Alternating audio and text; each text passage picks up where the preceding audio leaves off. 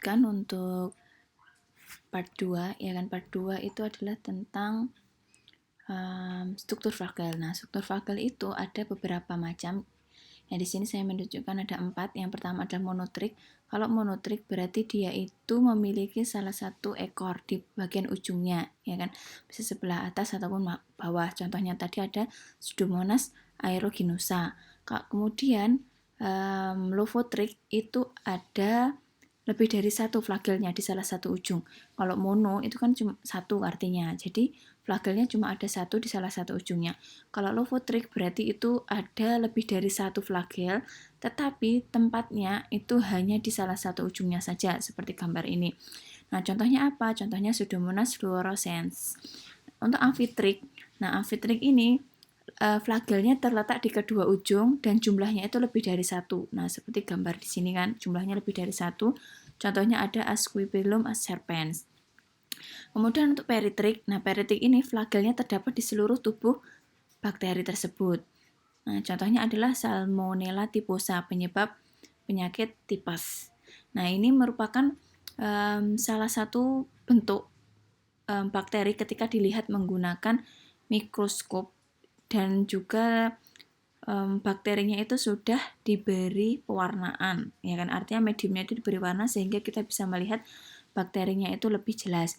Contohnya di sini Spirillum dalam perbesaran 694 kali. Nah, dia memiliki satu flagel di di kedua ujungnya.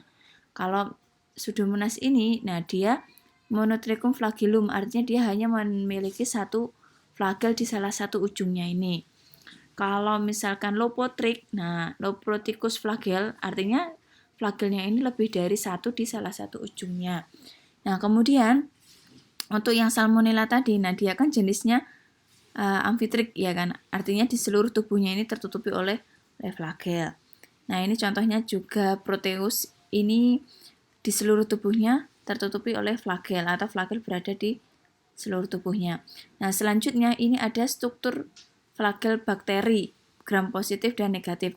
Tadi sudah disinggung oleh teman-teman dalam diskusi di kolom komentar, itu tentang bedanya dari bakteri gram positif dan negatif. Nah, ini ya dilihat. Kalau misalkan bakteri gram negatif itu memiliki dinding sel yang tampak seperti di gambar ini. Kemudian, kalau bakteri gram positif itu memiliki dinding sel yang cukup tebal, tetapi hanya terdiri dari satu lapisan saja. Kalau misalkan dilihat menggunakan mikroskop akan tampak seperti ini. Nah, kemudian selanjutnya kita akan melihat lapisan dinding sel itu terdiri dari lapisan peptidoglikan. Nah, peptidoglikan itu merupakan gabungan dari peptin yang artinya itu adalah protein. Nah, protein itu akan bergabung menjadi satu menggunakan ikatan peptida sehingga dikatakan peptin. Kemudian glikan itu merupakan nama lain dari glukosa. Nah, glukosa ketika dia itu bergabung dengan glukosa yang lainnya, artinya dia itu berkumpul dengan teman-temannya gitu kan, dan tersimpan dalam bentuk glikan, sehingga gabungan antara protein dan juga glukosa itu akan membentuk namanya peptidoglikan. Nah, seperti gambar di sini. Di sini proteinnya ada yang alanin, kemudian ada aminopilemic acid. Nah, itu adalah nama-nama protein. Kemudian yang warnanya silver di sini, abu-abu, ini merupakan glukosa. Jadi kalau misalkan dilihat dalam bentuk molekul akan tampak seperti gambar di sini. Yang warna merah ini merupakan ikatan protein, kemudian yang warna ungunya ini merupakan komponen gula. Nah, kemudian sebelah kanan ini ada struktur dinding sel bakteri gram positif dan negatif. Nah, bedanya kalau gram positif itu kan dia memiliki dinding sel yang sangat tebal, ya kan? Yang atas ini adalah bagian luarnya, kemudian yang di dalam ini merupakan bagian dalam sel. Nah, setelah dinding sel kan ada membran sel. Nah, membran sel ini terdapat dua sifat. Nah, kan yang warna hijau ini dia tidak suka air. Kemudian yang warna yang seperti serabut-serabut ini dia yang suka air. Ada yang lapisan hidrofilik dan juga hidrofobik kalau nggak salah. Kemudian kalau yang gram negatif itu sangat tipis. Nah, selanjutnya ini adalah perbandingan antara gram positif dan negatif. Jelas ya, untuk dinding selnya ini gram positif memiliki ketebalan 15-80 nanometer. Kalau gram negatif itu 15 adalah paling tebal. Gitu. Jadi, setipis-tipisnya bakteri gram positif itu merupakan paling tebalnya bakteri gram negatif. Untuk kandungan lipidnya sendiri sangat banyak terdapat pada gram negatif sebanyak 22%. Nah, untuk persyaratan nutrisi artinya bakteri gram positif ini memiliki komponen nutrisi yang relatif rumit, artinya kompleks gitu ya. Kalau yang negatif itu lebih sederhana. Kemudian kalau kerentanan terhadap obat penisilin, nah penisilin ini kan merupakan antibiotik gitu kan, atau zat yang mampu membunuh bakteri. Kalau bakteri gram positif dia itu lebih mudah, artinya dia nanti dia lebih mudah mati ketika diberikan antibiotik berupa penisilin. Kalau misalkan gram negatif, dia nanti kurang rentan. Artinya dia meskipun memiliki dinding sel yang sangat tipis, tapi dia tidak kebal terhadap penisilin. Kemudian untuk kerentanan terhadap gangguan fisik, nah gram positif ini lebih tahan. Kenapa? Karena memiliki dinding sel yang sangat tebal sehingga ketika ada benturan ataupun ada zat asing, dia tidak gampang rusak. Berbeda dengan bakteri gram negatif. Nah, ini merupakan bentuk dari dinding sel itu sendiri. Kalau yang sebelah kiri ini kita lihatnya dengan tampilan berwarna merah dan berwarna hitam dan juga putih. Kalau yang sebelah kanan ini ada unsur warna merahnya, gitu kan.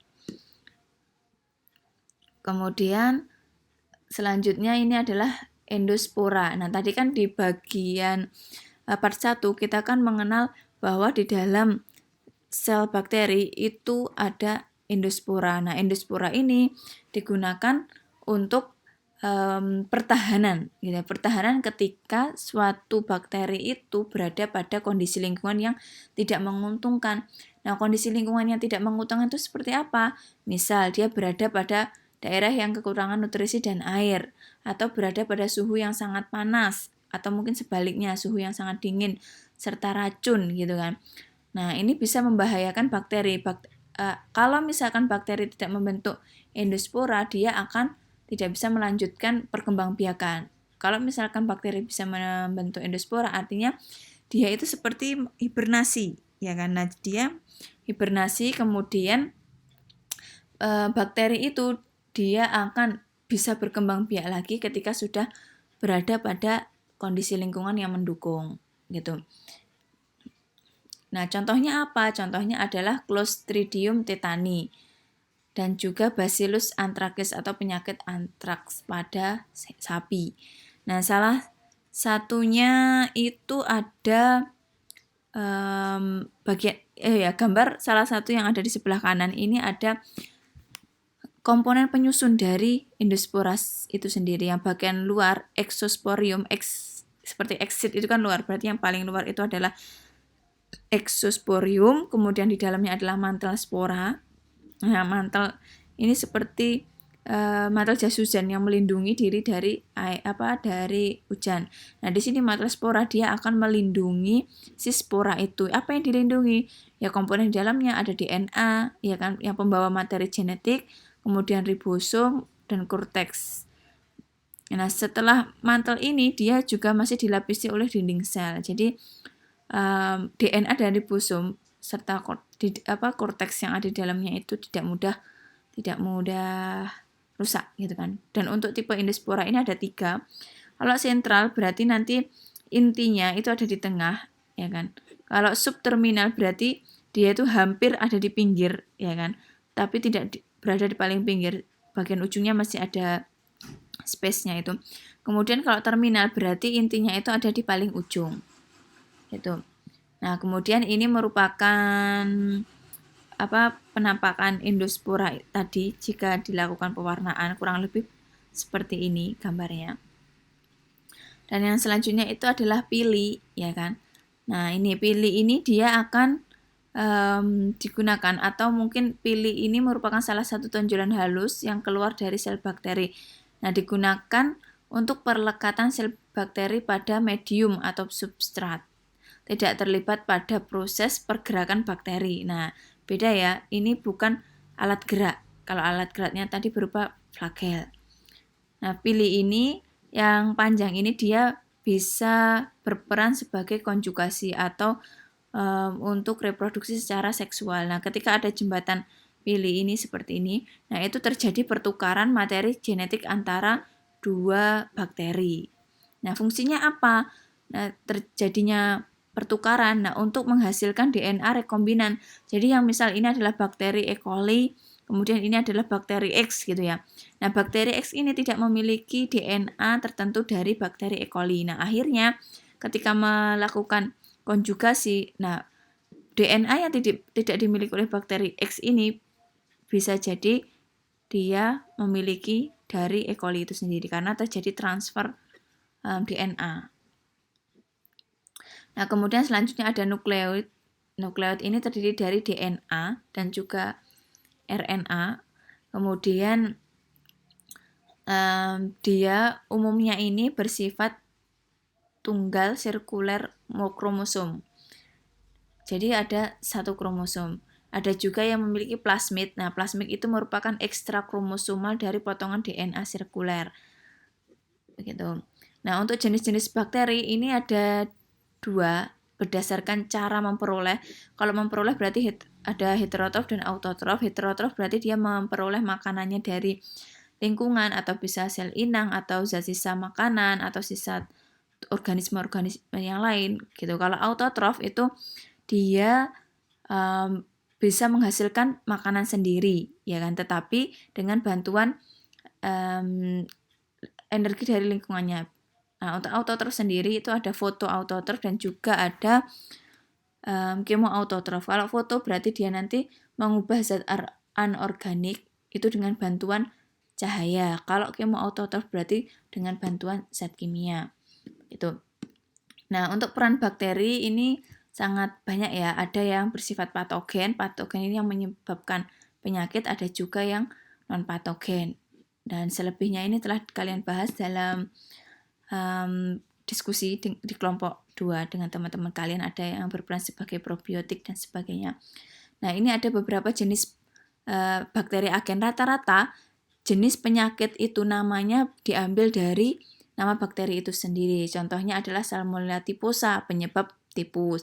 Kemudian ada Mycobacterium tuberculosis, penyebab penyakit dari penyebab dari pneumonia itu sendiri.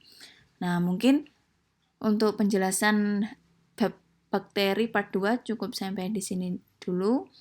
Jika ada kurang lebihnya saya mohon maaf. Assalamualaikum warahmatullahi wabarakatuh.